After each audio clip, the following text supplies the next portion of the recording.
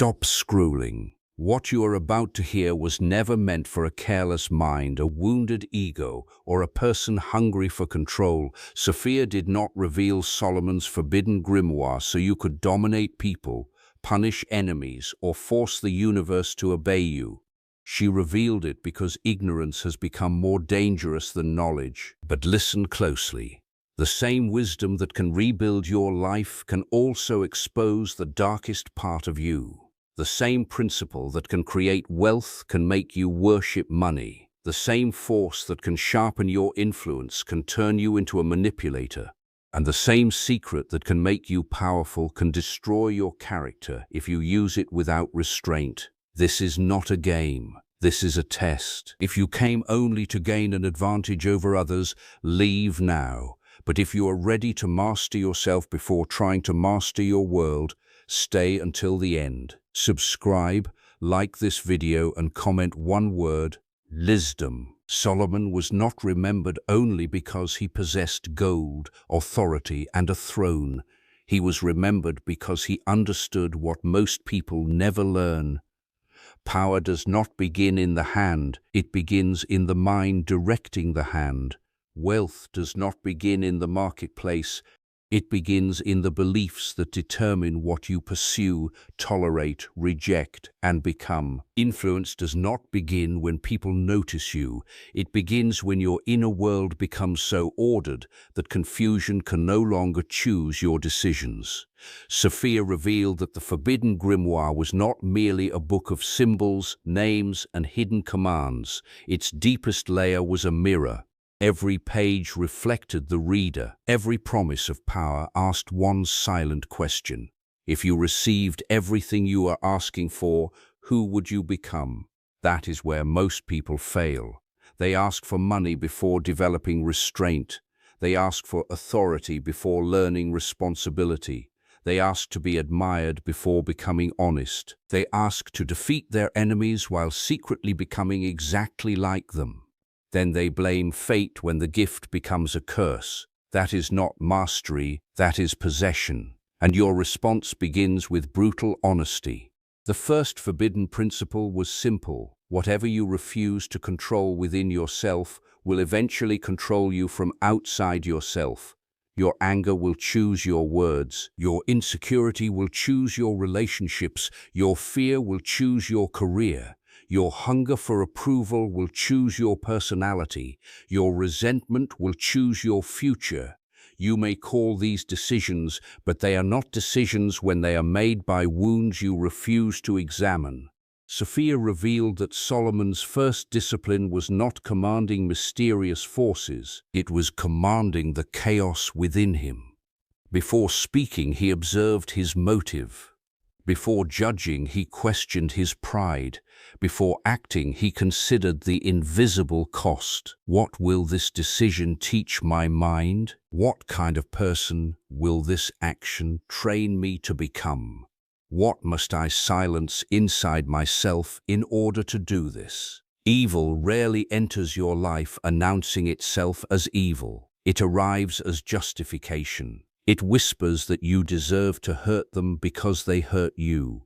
It tells you manipulation is acceptable because your intention is good. It calls greed ambition, obsession devotion, demolition leadership, and revenge justice. It gives darkness a beautiful name and waits for you to defend it. You will think you can deceive others without weakening your relationship with truth. You will think you can use fear to control people and still call yourself loving. You will think you can treat human beings like tools and remain human inside. But every action leaves an imprint on the person performing it. When you lie, you train yourself to become comfortable in unreality. When you manipulate, you teach yourself to distrust genuine connection. When you humiliate someone, you teach your nervous system to associate power with cruelty. Soon you repeat the pattern even when no enemy remains. The second forbidden principle concerned attention. What you repeatedly focus on becomes emotionally enlarged. What you emotionally enlarge begins shaping your behavior. What shapes your behavior eventually shapes your circumstances. Thoughts do not magically erase every obstacle, but attention directs perception, energy, habits, and choices. How many hours have you given to things that make you weaker? How many mornings have you handed to your phone before giving one quiet minute to yourself? How many strangers have been allowed to control your mood? How many imaginary arguments have you rehearsed? How many present moments have you sacrificed to disasters that never happened? You say you want peace, but you feed conflict. You say you want discipline, but you negotiate with every impulse. You say you want wealth, but you avoid learning how money works. You say you want love, but you keep choosing people who confirm your deepest fear. You say you want a new life, but you remain emotionally loyal to the identity that created the old one. The third principle was the spoken word. Solomon understood that words create agreements. They define identity, shape expectation, organize fear, and influence behavior. A sentence can give courage to a child or plant a wound that follows that child for decades. But the greatest danger is not only what others say to you, it is what you repeatedly say to yourself when no one is listening. I always fail. Nothing works for me. People cannot be trusted. I am too late. I am not enough. This is just who I am. Repeated daily, these are not casual sentences. They become instructions. Your mind searches for evidence to prove them. Your behavior protects them. Your relationships reflect them. Then you call the result destiny. Before speaking, ask, is it true? Is it necessary? Is it driven by courage or injury? Am I creating clarity, or am I trying to make another person feel small? The fourth forbidden principle was wealth without worship. Wealth expands whatever already lives inside you. If you are generous, it gives generosity reach. If you are insecure, it gives insecurity expensive disguises. If you are wise, it creates tools. If you are empty, it creates louder distractions. Do not ask only, how can I make more? Ask, what is more making me become? Earn honestly, create value, save with discipline. Give without performing generosity for applause. Never use another person's desperation as your opportunity. Never sell your conscience for a lifestyle designed to impress people who do not love you. The fifth principle was mental mastery. Mastery does not mean never feeling fear, anger, jealousy, grief, or doubt. That is denial. Mastery means feeling a powerful emotion without immediately obeying it. You can notice anger without becoming violence. You can notice fear without surrendering your future to it. You can notice envy and use it as information instead of poison. You can grieve without deciding your life is over. Sometimes you will pray and feel nothing. Sometimes you will work hard and see no result. Sometimes you will forgive someone and still feel hurt. Sometimes you will outgrow people you believed would remain forever. Sometimes you will look into the mirror and barely recognize the person exhaustion has made you. In those moments, do not pretend. Wash your face. Take the next honest step. Make the difficult call. Apologize without defending yourself. Rest without calling yourself lazy. Begin again without announcing it to everyone. The sixth principle was influence without control. There is a difference between inspiring people and making them dependent on you. There is a difference between leadership and domination. There is a difference between persuasion and manipulation. If your power depends on keeping others confused, it is not power. It is insecurity wearing a crown. Do not use spiritual language to make people feel inferior. Do not claim secret authority over another person's destiny. Do not exploit grief, loneliness, illness, or financial fear. Do not promise impossible results to people desperate for hope. Do not turn someone's vulnerability into your stage. Every person carries a part they would rather not see. The jealous part, the controlling part, the frightened part. The part that wants recognition, revenge, superiority, and certainty. Denying the shadow does not remove it, it only pushes it into hidden control. Why do you really want success?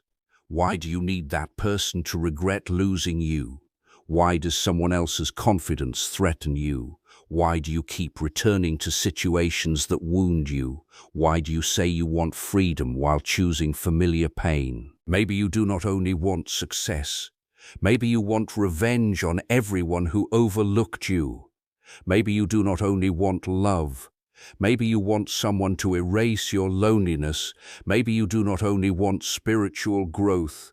Maybe you want to feel superior to people you call unconscious. Maybe you do not only want justice. Maybe you want permission to hate. Sophia does not ask you to hate your shadow. She asks you to bring it into awareness, because what is seen can be transformed.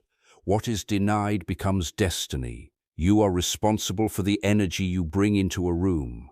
You are responsible for the promises you make. You are responsible for what you repeatedly feed your mind. You are responsible for healing what you might otherwise pass on. You are responsible for what you do with pain after pain enters your life. You may not be responsible for every wound you received, but you are responsible for whether that wound becomes a weapon.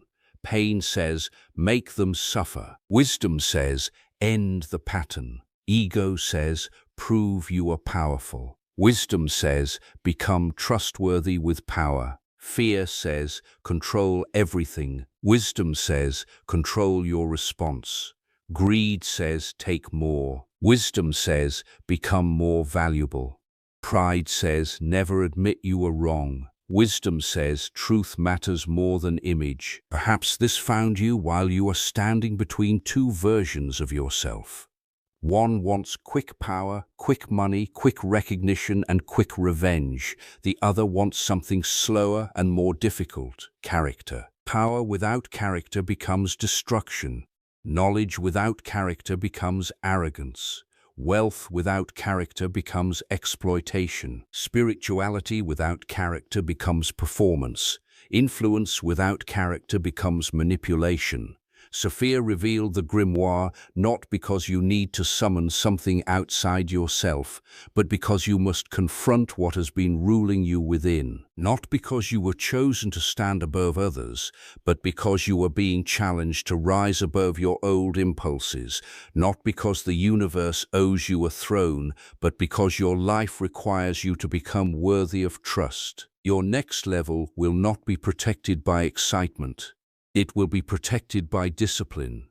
Your peace will not be protected by avoiding every difficult person. It will be protected by boundaries. Your future will not be protected by wishing. It will be protected by decisions repeated after emotion fades. Your soul will not be protected by appearing good. It will be protected by choosing good when no one is watching. Use wisdom to free, not control. Use language to heal, not humiliate. Use money to build, not dominate. Use influence to strengthen, not enslave. Use knowledge to illuminate, not intimidate. Use power to protect the vulnerable, including the vulnerable part of yourself. Solomon's greatest secret was not that he could command the world. It was that the world could not easily command him. Can anger command you? Can praise command you? Can rejection command you? Can money command you? Can loneliness command you? Can fear command you? Can the need to be right command you? Tonight, do not ask for more power.